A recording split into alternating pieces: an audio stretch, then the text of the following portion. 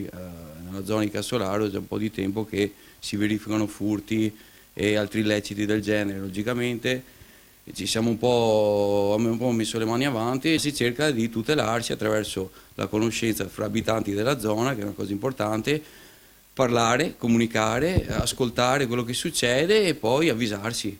Nonostante i controlli di vicinato attivi da tempo, continuano gli episodi di criminalità nella zona di Cassolaro a Favaro Veneto.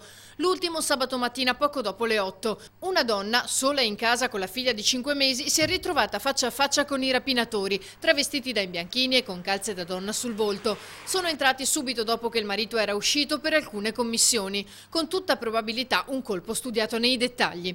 Hanno chiesto alla donna di consegnare tutti i soldi, ma quando lei ha cercato di spiegare che non ce n'erano, prima l'hanno minacciata di portare via la bimba, poi le hanno spinte in bagno chiudendole a chiave, iniziando a mettere sottosopra tutte le stanze. Sono scappati dalla finestra con un computer, un navigatore e circa 300 euro in contanti. Non è il primo episodio in zona, nonostante, conferma uno dei membri del Comitato Controlli di Vicinato, la presenza delle forze dell'ordine sia attiva. Ci sono le forze dell'ordine che passano in maniera insomma, non sistematica, ma comunque ci sono, si vedono.